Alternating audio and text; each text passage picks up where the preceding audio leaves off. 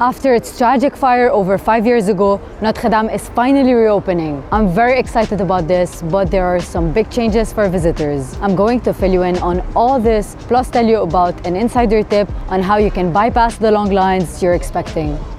So Notre-Dame was hit by a devastating fire in April 2019. The fire, which was an accident, not only destroyed the spiral and roof, but also caused a whole lot of structural, smoke and water damage. And this all meant that the cathedral, which was Paris's most visited site with 12 to 14 million visitors per year, had to be closed and repaired. 600 million euros was raised from companies and private citizens to fund the repairs, and hundreds of artisans, from stonemasons to painting restorers, have been working virtually day and night on the cathedral. In addition to the restorations, there also be new seats, display cases and some stained glass windows.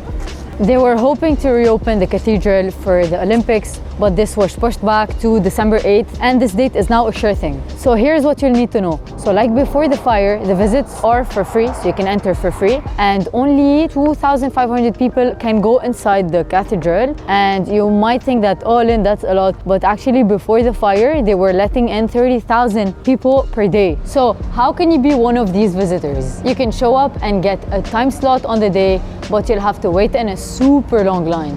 And trust me, this is not what you want to be doing at any time in Paris, especially not in the winter time. And the thing is, you don't even have to wait. Here's how to bypass the line.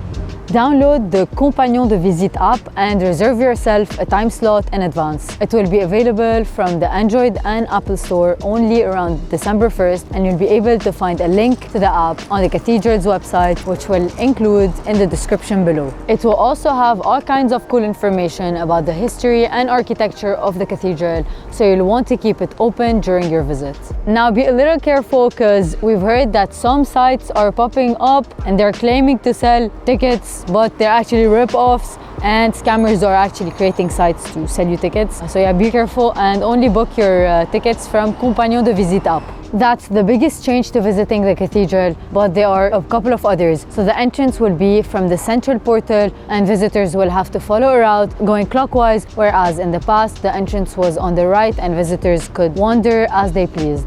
Don't worry if you don't know where to find the entrance when you arrive. They'll have a bunch of volunteers on hand from opening day. And if you are visiting then, there will also be a whole range of special events, including some free concerts. As more details become available, you'll find them on the cathedral's official website in the Highlights tab.